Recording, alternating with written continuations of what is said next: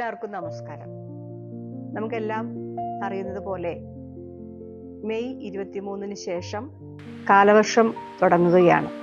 ഈ കാലവർഷം അതിൻ്റെ മുന്നൊരുക്ക പ്രവർത്തനങ്ങളായി കൊച്ചി മുനിസിപ്പൽ കോർപ്പറേഷൻ കഴിഞ്ഞ ഫെബ്രുവരി മുതൽ അതിനുള്ള പ്രവർത്തനങ്ങൾ പൂർത്തീകരിച്ച് മുന്നോട്ട് പോവുകയാണ്.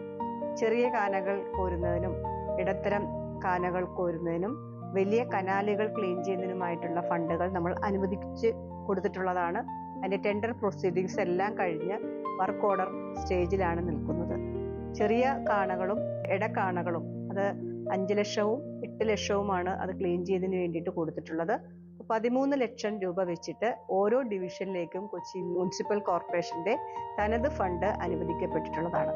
അത് ടെൻഡർ എടുത്തിട്ടുള്ള കോൺട്രാക്ടർമാർ പണി പൂർത്തീകരിച്ചു കൊണ്ടിരിക്കുകയാണ്. നടക്കുന്ന ഡിവിഷനുകളുമുണ്ട്. എല്ലാവരോടുമുള്ള ഞങ്ങളുടെ ഒരു റിക്വസ്റ്റ്, കൃത്യമായ രീതിയിൽ കാണ കോരുന്ന പ്രവൃത്തികൾ എല്ലാവരും മോണിറ്റർ ചെയ്യേണ്ടതാണ്. കാണകൾ കോരി ചെളികൾ മാറ്റി ബ്ലോക്കുകൾ മാറ്റി ആ പ്രവൃത്തികൾ കൃത്യമായി ചെയ്താൽ മാത്രമാണ് നമുക്ക് വെള്ളക്കെട്ട് ഒഴിവാക്കുന്നതിന് വേണ്ടി സാധിക്കുകയുള്ളൂ. 76 ഡിവിഷൻ കൗൺസിലർമാരുടെ നേതൃത്വത്തിലും വാർഡ് സാനിറ്റേഷൻ കമ്മിറ്റികൾ രൂപീകരിക്കപ്പെട്ടിട്ടുള്ളതാണ്.